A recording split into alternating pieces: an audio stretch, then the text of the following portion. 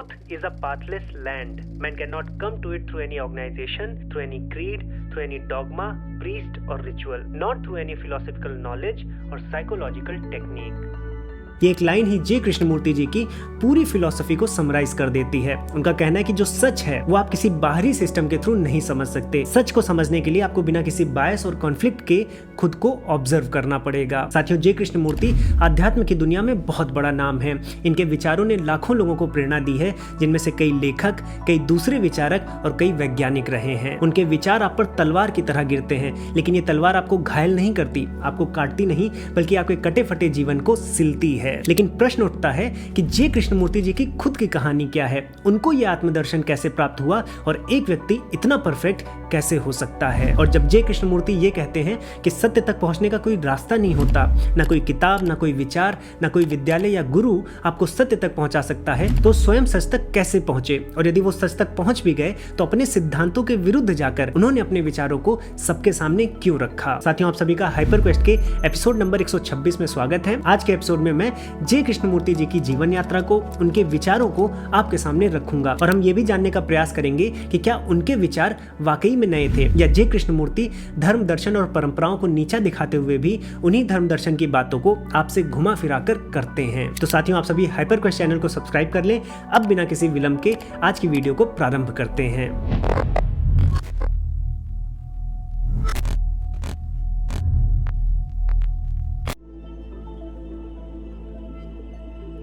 साथियों, जे कृष्णमूर्ति जी के जीवन का उद्देश्य पृथ्वी पर सभी मानवों को सच्ची स्वतंत्रता दिलाना था, एक ऐसी फ्रीडम जो केवल लूप मात्र ना हो। उनके अनुसार जब आप एक चीज से निकलते हैं तो वो आपको दूसरी चीज में ही बांधती है और ये मानव के जीवन में चलता रहता है। आप एक चीज से फ्री होते हैं, दूसरी चीज में फंसते हैं, उससे फ्रीडम लेते हैं, तीसरी चीज में फंसते हैं, और ये रिएक्शंस होती रहती हैं। इस लूप में आप हमेशा फंसे रहते हैं और उनका ये मानना था कि हमें इससे निकलना है। अब जे कृष्णमूर्ति जी तो स्वतंत्रता और फ्रीडम जैसे टॉपिक्स पर बात करते हैं, लेकिन अगर उनके स्वयं का बचपन देखें तो वो बिल्कुल भी स्वतंत्र नहीं था, वो दूसरों के अधीन थे। 1905 में जब वो केवल 10 वर्ष के थे तो उनकी मां की मृत्यु हो गई और 15 वर्ष की आयु में उन्हें उनके पिता से भी छीन लिया गया। असल में 1895 में जे कृष्णमूर्ति जी का जन्म मदनपल्ली नाम के एक टाउन में हुआ था, जो कि आज आंध्र प्रदेश के चित्तूर में है, और 1903 में वो अपने पूरे परिवार के साथ कडप्पा टाउन में आ जाते हैं। ये वो समय था जब भारत में थियोसॉफिकल सोसाइटी अपना प्रचार प्रसार कर रही थी। थियोसॉफिकल सोसाइटी एक नया रिलीजन थी जिसको वो थियोसॉफी कहते थे। इसको एस्टैब्लिश किया था एक रशियन मिस्टिक हेलेना ब्लवास्की ने। हेलेना ब्लवास्की ने 1875 में अमेरिका के न्यूयॉर्क शहर में थियोसॉफिकल सोसाइटी की स्थापना की थी। अब थियोसॉफिकल सोसाइटी है क्या? एक ये नया रिलीजन था जिसने 4 रिलीजन्स, ग्नोस्टिसिज्म, नियोप्लेटोनिज्म, हिंदुइज्म और बुद्धिज्म, इन 4 रिलीजन्स के जो मुख्य सिद्धांत थे उनको मिश्रित करके एक थियोसॉफिकल सोसाइटी की स्थापना की थी। और इसके मानने वाले लोग ये मानते थे कि दुनिया में हर समय पर अलग अलग क्षेत्र में, अलग अलग काल में स्पिरिचुअल एडेप्ट्स हुए हैं, जिनको मास्टर्स कहा जाता है। ये जो मास्टर्स होते हैं ये दुनिया में मानवता को सही मार्ग पर आगे बढ़ाते हैं। उनके अनुसार ये जो मास्टर्स होते हैं ये लॉर्ड मैत्रेयी के अवतार होते हैं। अब इन अवतारों में उन्होंने कृष्ण जी को भी रखा, उन्होंने भगवान बुद्ध को भी रखा और जीसस को भी रखा। ये उनको मास्टर कहते थे, वर्ड टीचर कहते थे, या फिर व्हीकल ऑफ लॉर्ड मैत्रेयी भी कहते थे। यानी कि जब लॉर्ड मैत्रेयी पृथ्वी आते हैं तो किसी ना किसी शरीर को अपना व्हीकल बनाते हैं अपनी टीचिंग्स को स्प्रेड करने के लिए। और यहाँ पर ये सोसाइटी मानती थी कि यदि किसी बच्चे को थियोसॉफिकल जो सिद्धांत है उनमें ट्रेन किया जाए, उसके शरीर को इस लायक बनाया जाए, तो लॉर्ड मैत्रेयी उसके शरीर के अंदर आ सकते हैं, जैसा कि श्री कृष्ण, भगवान बुद्ध और जीसस ने किया था। उन्होंने अपने आप को इस तरह से तैयार किया था कि लॉर्ड मैत्रेयी उनके अंदर अवतार लेकर आए थे। अब यहाँ पर जो फाउंडर थी हेलेना ब्लवास्की, उनका मानना था कि ये जो मास्टर्स हैं ये मोस्टली इनका एक ग्रुप है, एक ब्रदरहुड है जो कि तिब्बत के आसपास पाया जाता है। ऐसे मास्टर्स भारत में बहुत हैं, इसलिए ये जो थियोसॉफिकल सोसाइटी थी अमेरिका से निकलकर सीधे भारत आती है और भारत के तमिलनाडु में एक अड्यार करके जगह होती है, वहां पर ये अपना भारत में हेडक्वार्टर बनाते हैं। अब साथियों, मैं आपको ये सब क्यों बता रहा हूं? क्योंकि जब जे कृष्णमूर्ति अपने परिवार के साथ कडप्पा आते हैं तो उसके कुछ सालों बाद उनकी मां की मृत्यु हो जाती है 1905 में, और 1907 में उनके पिता सेवानिवृत्त होते हैं जहां पर वो जॉब कर रहे होते हैं। तो उनके पिता इसी सोसाइटी के संपर्क में आते हैं, थियोसॉफिकल सोसाइटी के, और यहीं पर थियोसॉफिकल सोसाइटी के एक लीडिंग मेंबर रहते हैं चार्ल्स वेबस्टर लेडबीटर, जो कि 12 साल के जे कृष्णमूर्ति को एक बीच पर देखते हैं और वहीं पर प्रोक्लेम्ड करते हैं कि उन्हें लॉर्ड मैत्रेयी का अवतार दिख गया है। साथियों, उस समय भारत में थियोसॉफिकल सोसाइटी को एनी बेसेंट रन करती थी और जब उनको पता चला C.W. लेडबीटर के माध्यम से कि वो शरीर मिल गया है जिसमें लॉर्ड मैत्री आ सकते हैं और दोबारा से धर्म की स्थापना कर सकते हैं, अच्छी टीचिंग्स को बढ़ा सकते हैं, तो एनी बेसेंट जे कृष्णमूर्ति के पिता से मिलती हैं और वहां पर एक गार्जियनशिप एग्रीमेंट करती हैं कि वो उन्हें अपने बच्चे को कुछ समय के लिए थियोसॉफिकल सोसाइटी को दे दे, जहां पर उसकी पढ़ाई लिखाई और ट्रेनिंग होगी। तो जे कृष्णमूर्ति जी के एक भाई भी थे, जे नित्यानंद। तो ये दोनों जो भाई थे वो थियोसॉफिकल सोसाइटी को ज्वाइन करते हैं और वहां पर उनकी ट्रेनिंग शुरू होती है। अब 2-3 साल की ट्रेनिंग के बाद अचानक से उनके पिता को बताए बिना एनी बेसेंट क्या करती हैं, जे कृष्णमूर्ति और जे नित्यानंद इन दोनों को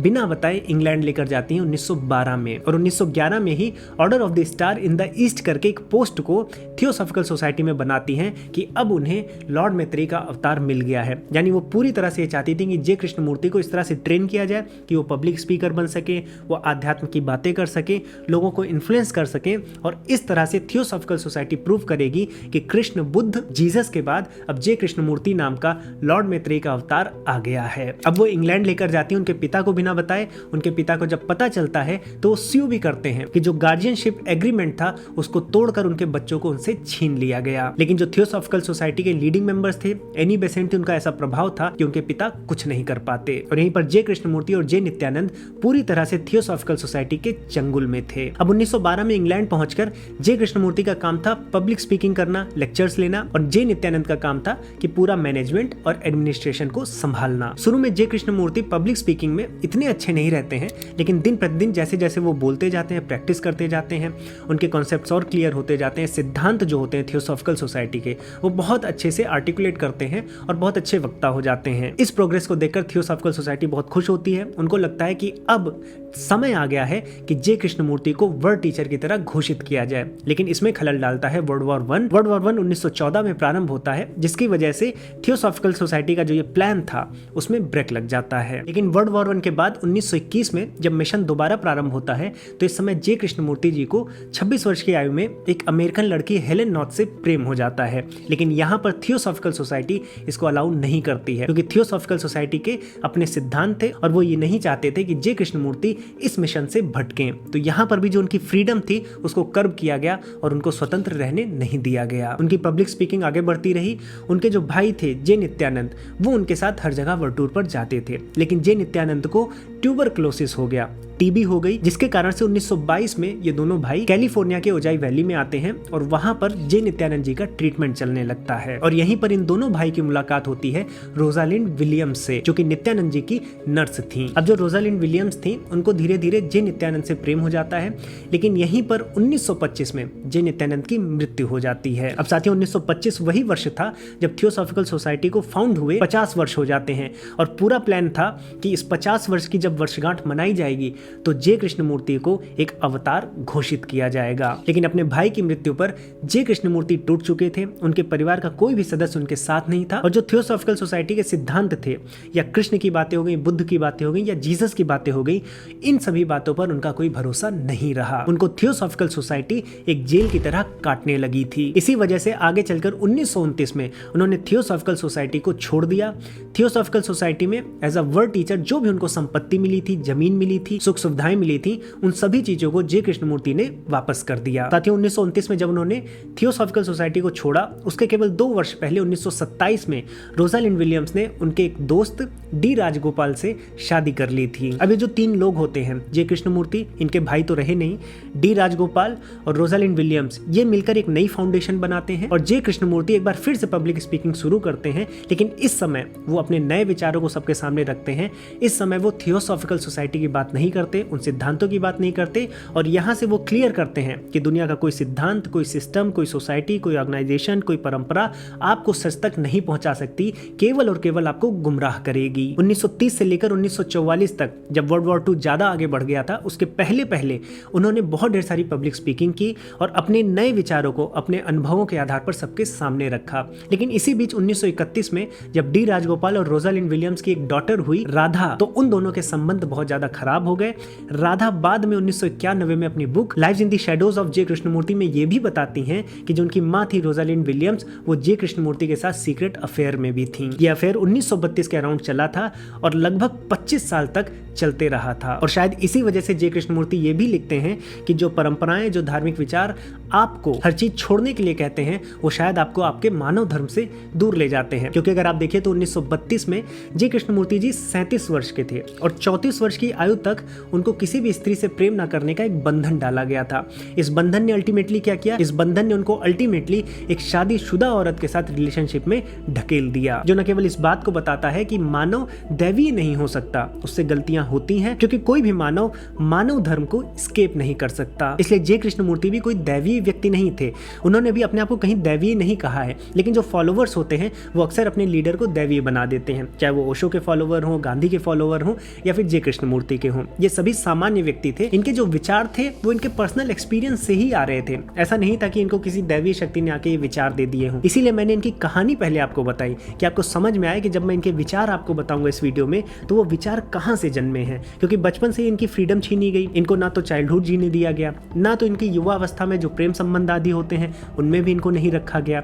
जब चीजों को दबाया गया तब जो इनके विचार निकले हैं, जहां पर इन्होंने परंपराओं को, सोसाइटी को, किसी भी प्रकार के स्ट्रक्चर को थ्रैश किया है, वो इन्हीं वजह से जो इनके पर्सनल एक्सपीरियंस थे इस कारण से किया है, ना कि इनको किसी दैवीय शक्ति ने आकर कोई बात बताई है, जैसा कि इनके फॉलोवर्स क्लेम करते हैं। अब साथियों, जे कृष्णमूर्ति और रोजालिंड विलियम्स के बीच में जो सीक्रेट अफेयर चल रहा था वो 25 वर्षों तक चलता है।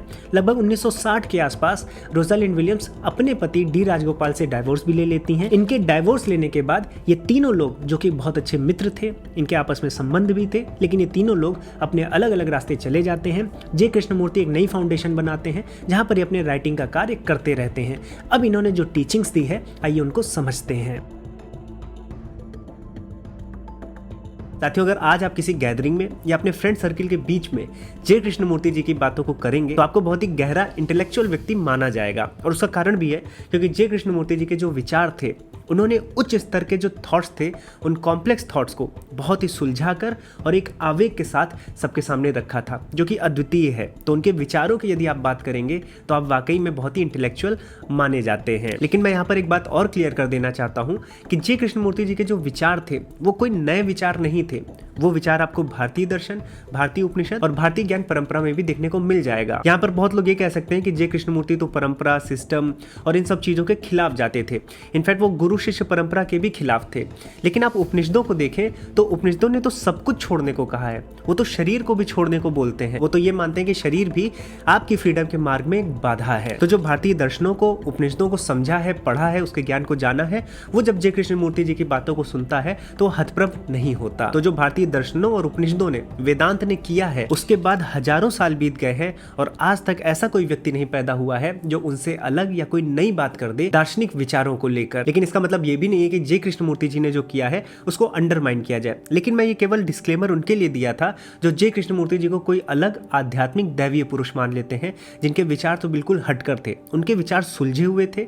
जो कॉम्प्लेक्स थॉट्स है उनको किस तरह से सुलझाकर जनमानस में पहुंचाना है, किस अद्वितीय आवेग से पहुंचाना है, ये जे कृष्णमूर्ति जी की कला थी, जिसके विषय में आज हम जानेंगे। और यदि आपको भारत के प्राचीन दर्शनों और उपनिषदों के ज्ञान को समझना है तो आप हमारे शिक्षणम ऐप से जुड़ सकते हैं, जहां पर मैं भारतीय दर्शनों को, भारतीय उपनिषदों को बहुत ही सरल और स्पष्ट भाषा में समझाता हूं। एक एक संस्कृत सूत्रों की, मंत्रों की, श्लोकों की बहुत ही आधुनिक दृष्टिकोण से आज के समाज के परिप्रेक्ष्य में मैं व्याख्या करता हूं। साथियों, हमारे शिक्षणम ऐप पर 75,000 से भी ज्यादा विद्यार्थी दैनिक रूप से भारतीय ज्ञान परंपरा का लाभ उठाते हैं। और अभी इसी वर्ष अमेरिका के न्यूयॉर्क शहर में हमारे शिक्षण के प्लेटफॉर्म को one of the best platform माना गया है वैदिक लर्निंग के लिए। हमारे सारे कोर्सेज आपको आजीवन काल के लिए मिलते हैं। आप लाइफ टाइम उनको पढ़ सकते हैं और अगर वो समाप्त भी हो जाते हैं तो आपको हमेशा फ्री लाइव सेशंस मिलते हैं, जिनमें आप जितनी मर्जी आए उतने प्रश्न पूछ सकते हैं। साथियों, मैं भारत के कल्चर को, सॉफ्ट पावर को एक बार विश्व में पुनः स्थापित करना चाहता हूं। जो अतुलनीय ज्ञान की विरासत हमको मिली है उसको संजोना है। इसमें आप भी जुड़े, आप भी इस ज्ञान से लाभान्वित हो। एक बार जुड़कर देखें, हमारा आपको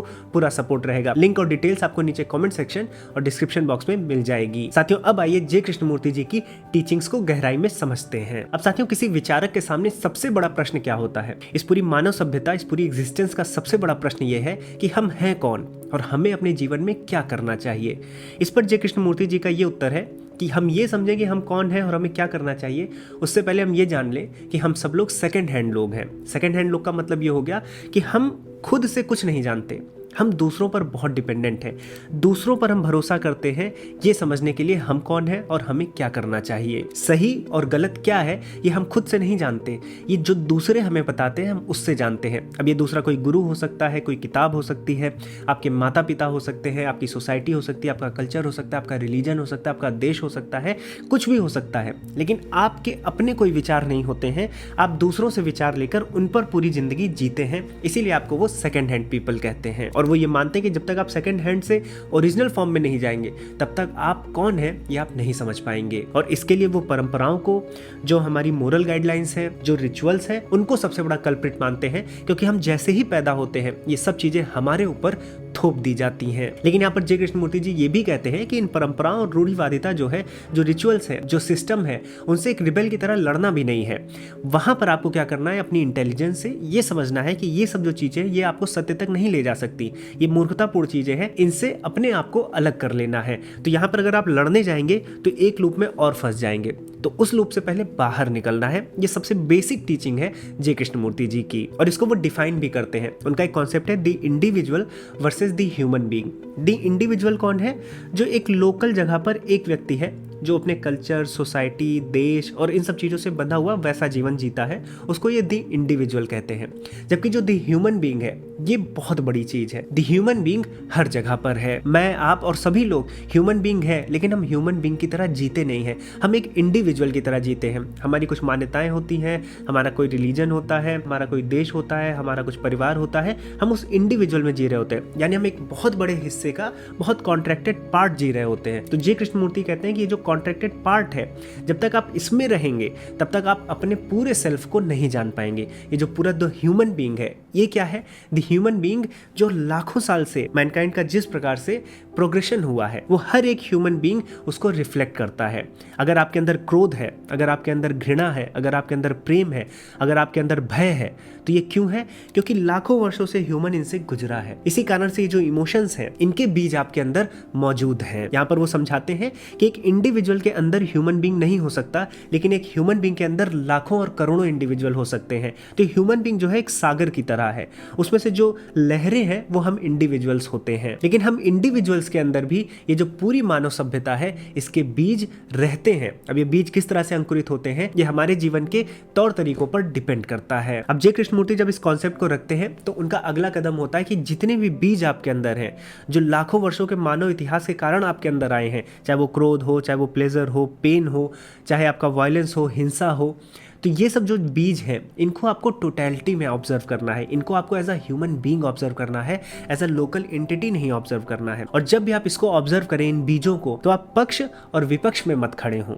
आप जस्टिफाई या कंडेम ना करें, आप उसको टोटलिटी में ऑब्जर्व करें। जैसे अगर आप क्रोध करते हैं तो आप ये मत सोचें कि मेरा क्रोध वैलिड था, कोई अच्छा रीज़न था, या फिर क्रोध नहीं करना चाहिए। नहीं, क्रोध को क्रोध की तरह जब आप ऑब्जर्व करेंगे तो आप क्रोध से मुक्त हो जाते हैं। आइए इस कॉन्सेप्ट को और भी गहराई में समझते हैं। अब साथियों, जय कृष्णमूर्ति जी जब दूसरे प्रश्न पर आते हैं कि मनुष्य को जीवन में करना क्या चाहिए, तो क्या करना चाहिए, इससे पहले हम ये देख लेते हैं कि मनुष्य करता क्या है। तो ये बोलते हैं कि मनुष्य जो है हमेशा और हमेशा सुख के पीछे भागता है, उसको प्लेजर चाहिए, उसकी जितनी भी परस्यूट्स हैं वो प्लेजर की तरफ है। इसमें बहुत से लोग ये बोल सकते हैं कि मैं तो सुख नहीं चाहता हूँ, लेकिन जो लोग सुख नहीं चाहता हूँ ये बोलते हैं, या तो वो ज्ञान के सुख में फिर लग रहे होते हैं, या फिर वो जीवन को समझने के सुख में लग रहे होते हैं, या आध्यात्म के सुख में लग रहे होते हैं, लेकिन कहीं ना कहीं वो सुख चाहिए होता है, और वो हर मनुष्य के जीवन में दिखता है। अभी जो सुख है जिसे हम प्लेजर कहते हैं, वो कितने भी उच्च स्तर का क्यों ना हो, वो दुख से जुड़ा ही रहता है। यदि आपको सुख को आनंद में परिवर्तित करना है और दुखों से मुक्त होना है तो आपको वर्तमान में आना पड़ेगा, क्योंकि सुख जो है वो केवल वर्तमान में ही आनंद होता है। इसका एक छोटा सा एग्जांपल लेते हैं। जैसे आपने बहुत सी ब्यूटीफुल चीज देखी, कोई ब्यूटीफुल सा फ्लावर देखा, अब जब आप उस फूल को देखते हैं, जिस इंस्टेंट देखते हैं, आपके अंदर एक आनंद उठता है। यदि आप उसको देखने के बाद ये सोचे कि मैं भविष्य में भी इसको ऐसे देखूं, भविष्य में और नए नए फूलों को देखूं, तब आपके अंदर एक चिंता ये भी सताने लगेगी कि क्या भविष्य में मुझे ऐसे फूल देखने को मिलेंगे। तब क्या होता है, ये जो थॉट है ये दुख में परिवर्तित होने लगता है। यदि आप भूतकाल में उसको मेमोरी बना लिए, उसको एक याद बना लिए और फिर उस याद से आप उस सुख को लेने लगे तो वो आनंद नहीं रह जाता, उसमें कुछ ना कुछ कमी रहती है। तो सुख केवल आनंद वर्तमान में होता है, जहां पर आपके दिमाग में कोई विचार नहीं होता। जैसे ही उस सुख पर आपने विचार कर लिया, या तो उसको अपनी याद बना ली या तो उसको इमेजिन कर लिया फ्यूचर में, वैसे ही दुख की उत्पत्ति होती है। तो उनकी यहाँ पर जो टीचिंग है वो ये है कि आपका जो क्षण में प्रतिक्रिया है, जो क्षण में आपका रिस्पॉन्स है, जो क्षण में होता है वो शुद्ध होता है, वो आनंद होता है। लेकिन जैसे ही उस पर आपने विचार कर लिया, उस पर आपने मेमोरी बना ली, उसको इमेजिन कर लिया, उसको फ्यूचर में ढकेल दिया या भूतकाल में उसको रख दिया, वैसे ही वो विचार क्या करते हैं, उस शुद्ध चीज को दूषित कर देते हैं। अब यहाँ पर जय कृष्णमूर्ति जी ये मानते हैं कि जो आपके विचार है, जो आपकी यादें हैं, मेमोरीज है, ये इंपॉर्टेंट है जीवन जीने के लिए। लेकिन वही व्यक्ति सच रूप में फ्रीडम को प्राप्त होता है या स्वतंत्र होता है, सभी चीज़ों से मुक्त होता है, जो अपनी यादों से और अपने विचारों से क्रिपल्ड नहीं होता, उनसे बंधा हुआ नहीं होता। तो क्षण मात्र में तो आपको आनंद ही होता है, लेकिन जैसे ही आपने सोचा कि ये भविष्य में ये आनंद मुझे दोबारा मिलेगा कि नहीं मिलेगा, या भूतकाल में जो मुझे आनंद हुआ था वो वैसा ही रिपीट होगा कि नहीं होगा, वैसे ही आपके अंदर वो जो आनंद होता है वो सुख और दुख में बदल जाता है। तो आनंद को आनंद ही बनाए रखने के लिए आपको वर्तमान में ही जीना पड़ेगा। और ये केवल एक बीज के साथ नहीं, मैंने कई बीज बताए थे। मैंने आपको पेन, वायलेंस, उसके साथ साथ मैंने आपको भय, क्रोध आदि के बारे में बताया था। ये सब पे लागू होता है। जैसे मैंने सुख की बात की तो क्षण में, वर्तमान में वो क्या था, आनंद था। ऐसे जब भय होता है तो भय कभी वर्तमान में नहीं होता। आपको वर्तमान में ना चोट लग रही होती है, ना वर्तमान में वो हानि हो रही होती है। या तो आप भविष्य की चिंता कर रहे होते हैं, या तो भूतकाल में ऐसी कोई हानि हुई है जिसको लेकर आप चिंतित रहते हैं। तो वर्तमान में भय नहीं रहता। इसीलिए वो ये कहते हैं कि किसी भी बीज को, किसी भी इमोशन को अगर आपको समझना है, खुद को समझना है, तो पहले आप वर्तमान में आइए। क्योंकि अगर आप फ्यूचर को सोचेंगे जो कि अनागत है, तो वहां पर क्या होने वाला है वो आपको पता नहीं है। और आपका ब्रेन जो सेट पैटर्न है वो अगर फ्यूचर में टूटते हुए दिखेंगे तो आपको चिंता होगी। वही आपने जो भूतकाल में अचीव कर लिया है, अब आपको उसका डर सताता है कि वो ना खो जाए। इसलिए जब आप भूतकाल और भविष्यकाल इन दोनों से मुक्त हो जाते हैं, जो आपने पीछे किया है उसको भूल जाते हैं, जो आपको फ्यूचर में मिलने वाला है उसकी चिंता नहीं होती, तो वर्तमान में आपको कभी भय नहीं होता। तो यहाँ पर जो आपके विचार है वो आपको दूषित करते हैं, ना कि जो क्षण मात्र में आपको रिस्पॉन्स मिलता है या जो आप रिस्पॉन्स करते हैं वो दूषित होते हैं। अब विचार क्यों दूषित करते हैं? क्योंकि अगर आप विचारों को देखें तो विचार दो तरह के होते हैं। एक तो जो आपके एक्सपीरियंस और यादों से बनते हैं कि हाँ मेरे साथ ये हुआ था, मेरे ये अनुभव है, उनसे कुछ विचार जन्म लेते हैं। या तो कुछ विचार ऐसे होते हैं जो आप इमेजिन करते हैं, जो आपके साथ हुए नहीं है, लेकिन ये विचार क्या है, आपकी इमेजिनेशन से आ रहे हैं।